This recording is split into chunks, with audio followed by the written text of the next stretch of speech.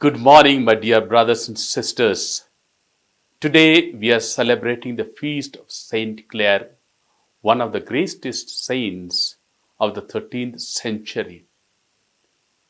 First of all, let me take this opportunity to wish you all a very happy feast of Saint Clare. We are living in the world of models. These days we have models to tell us how to live. For example, there are models who tell us what soap to use, what toothpaste to use, what cosmetic to use, how to dress, and even how to walk. And these models directly or indirectly influence the life of the young people. I do not know that's the right way of living.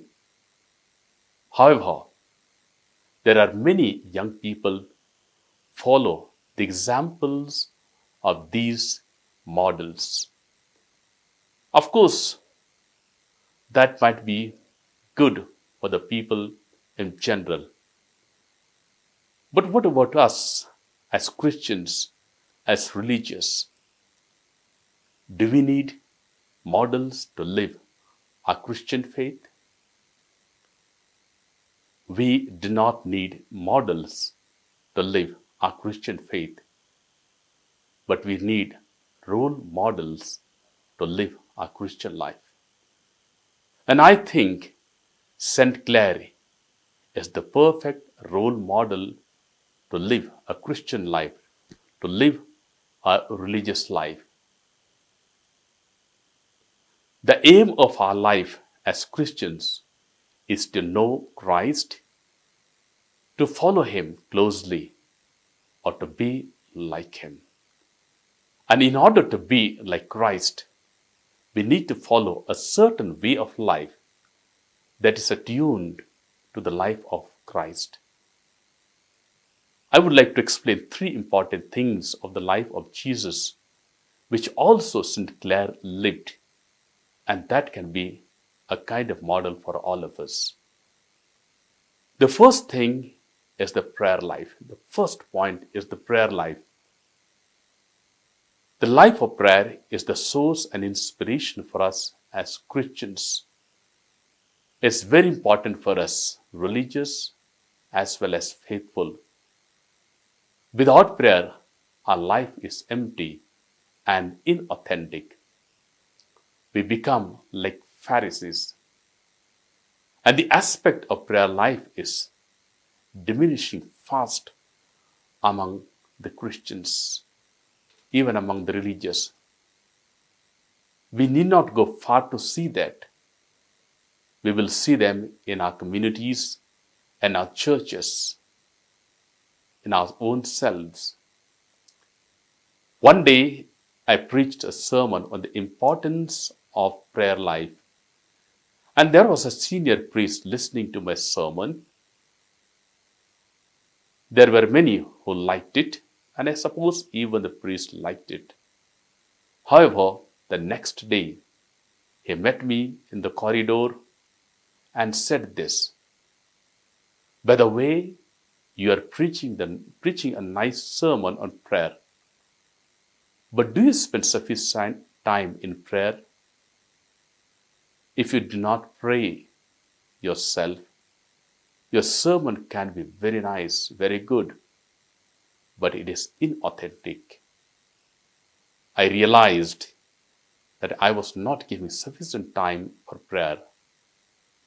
Our life without prayer becomes tasteless and meaningless, and we go far from Christ than going closer to Him. Therefore, prayer life is very important. I think Saint Clare is a perfect model for us Christians today, who chose enclosed life with the purpose of praying. She was a person of prayer and drew her power and inspiration from God through prayer. She reflected divine grace in her life. An author says, She had an ardent desire for prayer, and when she came out of prayer, her face was shining so much that it dazzled those about her. The second important aspect to learn from St. Clare is the commitment to her religious vows.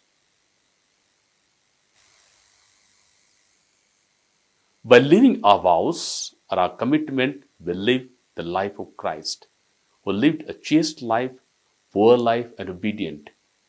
The commitment to chastity and obedience is limited to us within the community, but life of poverty reflects outside. The life of poverty is our witness to the life of Christ.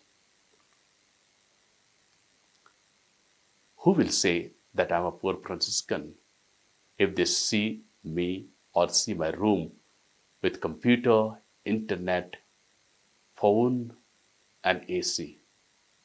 Even a middle class person perhaps may not be able to afford it. We need to learn from St. Clare. She lived a simple life of great poverty and austerity.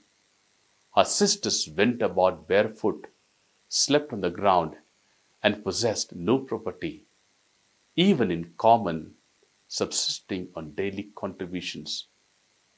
There were there were so many priests and bishops and even popes who tried to impose a little less rigorous life on her. But she was firm with her commitment. Her commitment is a great lesson for us today. And the third important lesson from St. Clare is the community life, a life of brotherhood and sisterhood. Our community is a home away from home. We renounce our personal freedom and surrender ourselves to community. Thus, we are responsible to the community and vice versa. We are not left in isolation. We are not left alone.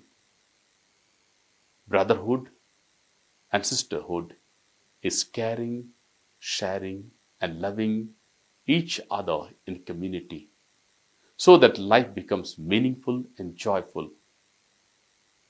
Of late, individualism is creeping in among the religious. We are islands. We are of the style of touch me not or I do not care attitude. We live individual and isolated life within the community. Then the person feels lonely and seeks comfort on things other than community. And that is the beginning of the end of community life. Saint Clare considers sisters as the gift from God. According to her, the gospel could be lived best in the community. Her sisters encouraged and supported each other in their ministry. They lived in close union with each other. St. Clare took great care of her sisters. She would wait on the sick sisters and wash the feet of those who went begging. Thus, St. Clare is a model for our life as Christians to live a good, holy community life.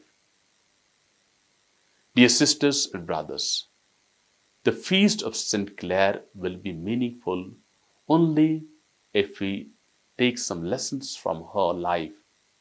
Otherwise, it will be just an annual feast, a social celebration that we keep on repeating years after years.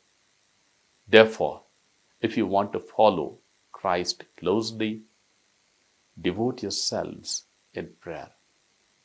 Live the commitment honestly and live in the community, and you will be more like Christ, like mirror of Christ.